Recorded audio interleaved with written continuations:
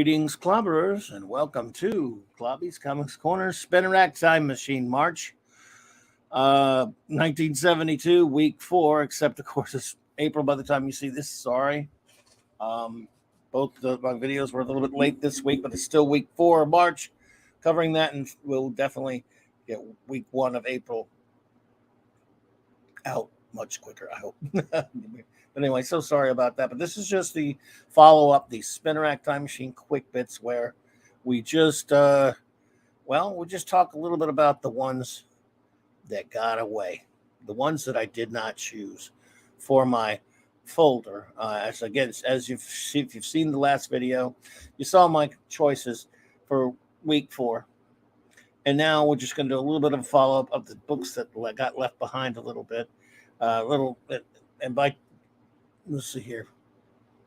To do that, we will bring you to our Mike's newsstand form of the newsstand page of Mike's Amazing World. Sorry about that, folks. Trying to talk too fast. Well, we just click quick bits, so we like to keep it faster. And I get all over the place. So anyway, as you all know, we go to my Spinner Rack Time Machine comic shop, and the day before video shows you the books I chose. Today, in this video, which is shorter, the quick bits, I'll just show you some of the ones that got away. So, as you can see, there were a lot of comics out in March of 1972. It was a bustling industry, just full of life and competition, and bunches and bunches of publishers that and comics had a set audience pretty much for the most part. It knew its audience. It was trying to cater to its audience. Can you imagine that? I guess you can't, because who could really? Anyway, we'll take a look at the ones from week 4 that I didn't pick. But that doesn't mean anything. You might have, and let me know when you see some of these ones that I did not choose from my folder that were in my previous video that you did see. I'm going to show you some of the ones I didn't pick, and let me know if you would have. And if are these some titles just because I didn't pick them? We all have different tastes and everything. So, we have House of Mystery number 202. I almost should have got this one for the Michael Kaluta cover alone. I never really bought this title that much back then, and I didn't pick it up yesterday with my new stuff in my folder. But that is a damn nifty cover by one of the great cover artists of DC, Michael Kaluta. You also had another interesting cover here from Gold Key, the Mystery Comics Digest. Yeah, it looks like almost like a George Wilson cover. Who knows? Some of these covers. Let's see here. What are some of the other ones?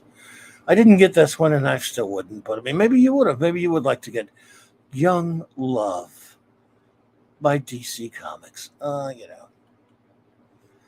get accused of making fun of the romance comics. These romance comics were really big in the 50s and even into the 60s a little bit.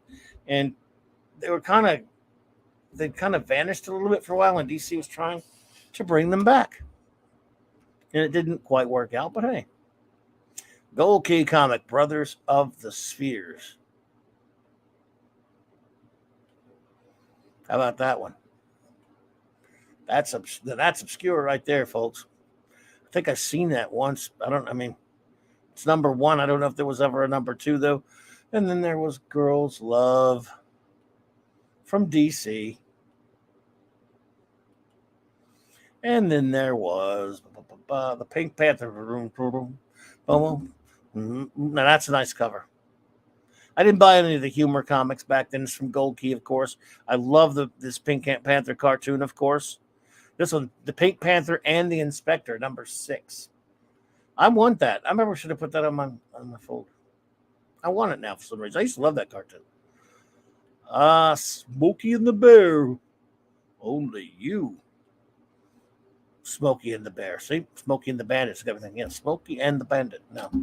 Smokey Bear, number 10 from Gold Key. I can't get in. Look, it's very late at night when I'm recording this, folks. I apologize. I'm all messed up. Tweety and Sylvester. Again, another one. I love the cartoon. Never really bought the comic book. I was like that. When it came to comics, I wanted superheroes, and action adventure stuff, the genre stuff. I'm just a geek that way. I make no excuses. Walt Disney's comics and stories. Here's one I considered picking up. I picked up a couple before, but it's a Weird War, and I could have easily grabbed this one. I had a bunch of books in my folder. So let's give it a little bit of love. Joe Kubert, of course. What a phenomenal cover by Kubert. Shame on me for not picking this one up. Had a lot of reprints and stuff, of course, but that's that cover alone, man, it just sells it. He was amazing. Then you have an Archie and Me comic, Archie and Me number 41, some Betty and Veronica, some Archie's joke book, and Archie's Pals and Gals, and Betty and Me. That stuff was all over the racks, folks. Again, there was market for it, and it was very popular. Here's one. This is number one. I should have got this one too. It's one I just kind of glossed over. I should have bought this one, so let's give it a little bit of love. Another war comic. I never bought a lot of war comics back then. Don't get me wrong, but every now and then I have to note them. Combat Kelly and the Deadly Dozen, not the Dirty Dozen, just the deadly one, folks. And Gary Friedrich, Dick Ayers, and Jim Mooney on the story and art. Chores, great John Severin cover. He's done so many great covers back then. And you know what? I never bought this when it came out. I probably didn't even see it. I've seen this comic before at some point. I never had it, never owned it. But you know what? I should have put that on my folder. I apologize for not putting that on the folder, but at least we gave it some attention. Heartthrobs by DC. Oh, isn't that pretty? Don't you just want to buy that comic? Now people think, every time I do this, I know someone who bought these romance comics thinks I'm making fun. I'm just having a little fun. I'm not making fun of it. Look, I love and respect the art form. So I'm just goofing around. Nothing against it. If you bought these comics, hey. Little kids. But this was weird. Marvel tried.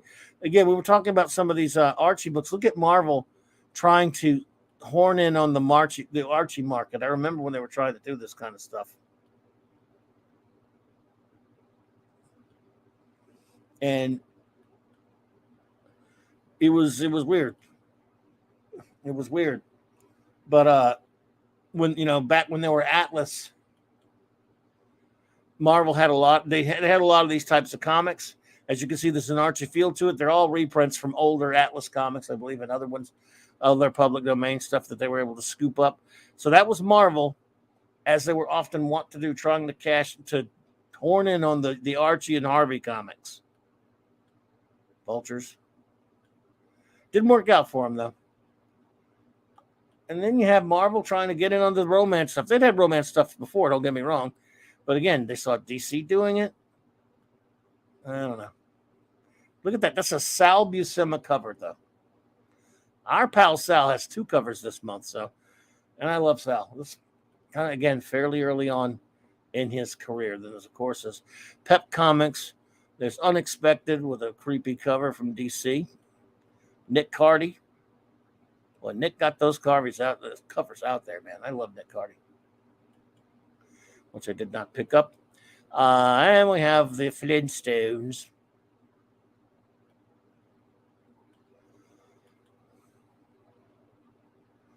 Which I love the cartoon. I just never really picked up the comic books. It's the Charlton license, Flintstones at the license at Charlton there. So that is about it.